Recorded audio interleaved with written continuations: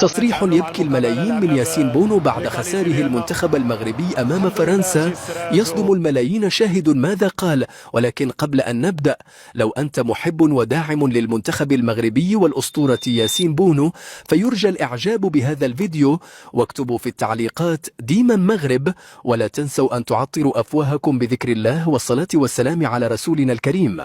برغم قسوة الخسارة وفقدان حلم التأهل أمام فرنسا، وقف العملاق ياسين بونو كالطود الشامخ يذود عن عرين الأسود بكل ما أوتي من قوة وجسارة، وأبهر العالم بأسره ونال احترام الخصوم قبل الأصدقاء بعد أن سطر ملمحة بطولية ستبقى محفورة في وجدان كرة القدم العالمية، مؤكدا أنه سينهي هذا المشوار وهو ممسك بقمة المجد والخلود، حيث تحدث الحارس الأسطوري ياسين بونو مباشرة لشبكة ذا أثلتيك الأمريكية، وعلامات التأثر الشديد تظهر عليه قائلا: أنا لا أبكي على نفسي على الإطلاق، ولا تهمني كل هذه الإشادات التي يطلقها الإعلام العالمي في هذه اللحظة، بل أنا أبكي على الشعب المغربي فقط لا غير.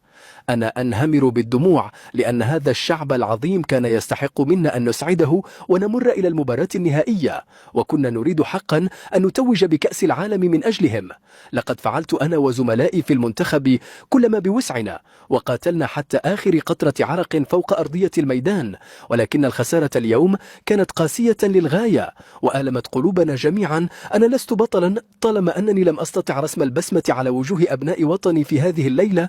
أنا واحد من هذا الشعب، أخرج من وسطهم وأشعر بكل نبضة في قلوبهم الحزينة الآن.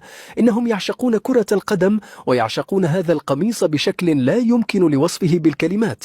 أرى في مخيلتي الآن الأطفال الصغار والنساء والشيوخ والشباب الذين سهروا طويلا ودعوا لنا في صلواتهم. أراهم وهم يتباكون حسرة على ضياع الحلم، وهذا تحديدا ما يمزق روحي من الداخل ويشعرني بمرارة شديدة.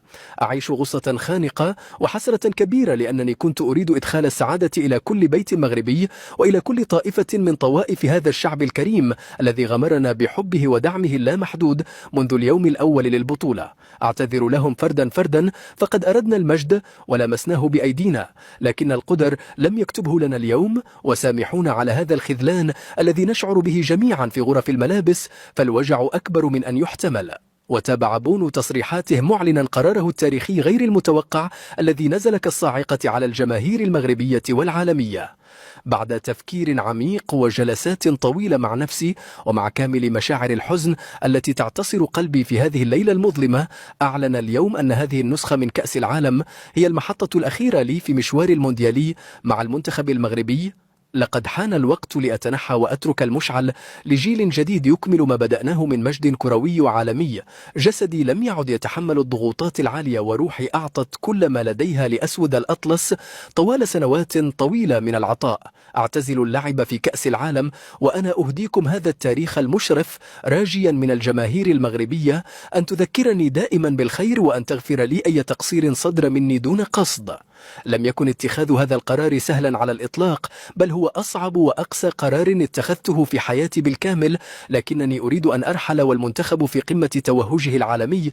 أريد من الجميع أن يتذكر دائما أن ياسين بونو لم يبخل يوما بنقطة عرق واحدة، وأنه كان مستعدا للموت على أرضية الملعب لحماية شباك المغرب وإسعاد الفقراء والبسطاء الذين لا يملكون فرحة في الحياة سوى كرة القدم. أترك هذا القميص الغالي وأنا أشعر بغصة في حلقي، لكن عزائي الوحيد هو الحب الجارف الذي لمسته منكم طوال هذه السنوات الطويلة.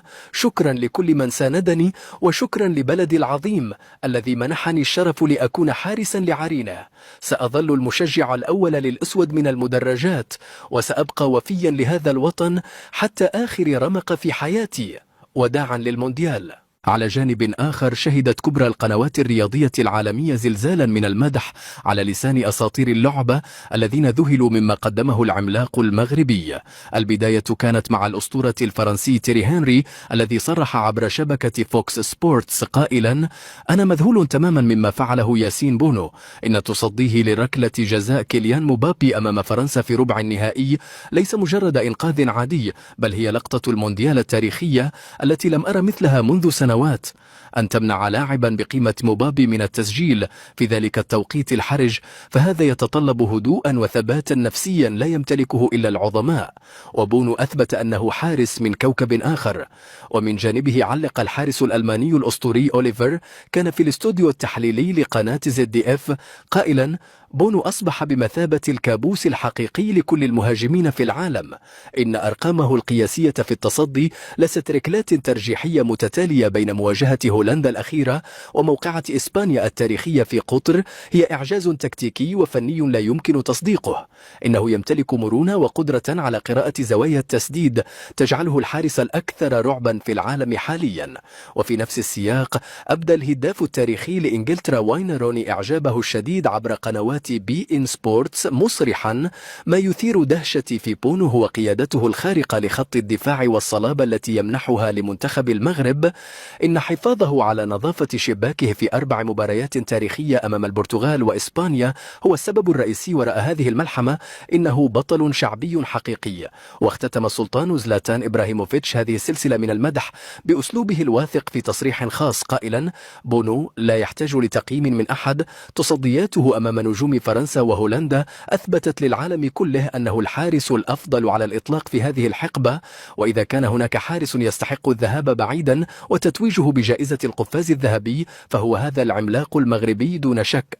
فيما صرح الأسطورة الإسباني والحارس التاريخي إيكر كاسياس صرح في القنوات التلفزيونية قائلا: ياسين بونو قدم بطولة للتاريخ. بكائه بعد المباراة يوضح مدى شغفه غير الطبيعي ببلده، وهو يغادر المونديال برأس مرفوعة كأفضل حارس في البطولة بدون منازع.